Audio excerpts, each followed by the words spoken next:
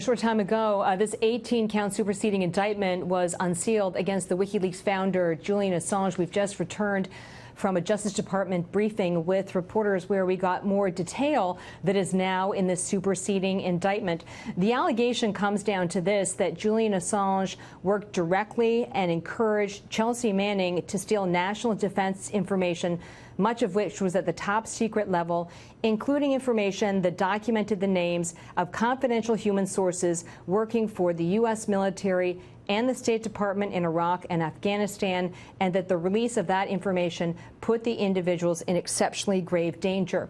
What we learned at the briefing is that the pivotal month here is March of 2010, and in that period, it's alleged that Chelsea Manning provided the first set of records to Julian Assange, what's called the Guantanamo docket. These are the assessments of the Guantanamo detainees, including the 9/11 suspects. And then after that, it's alleged Julian Assange said to Chelsea Manning, basically, I think you can get more. And Chelsea Manning went back and got these intelligence assessments, rules of engagement in Iraq, Afghanistan, and then the State Department cables.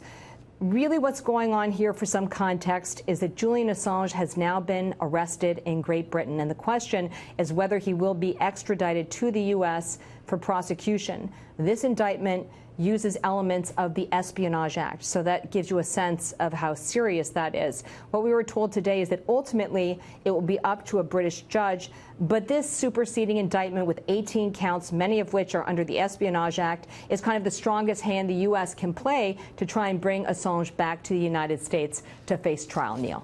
And then what happens? All right, Catherine, thank you very, very much. You're welcome.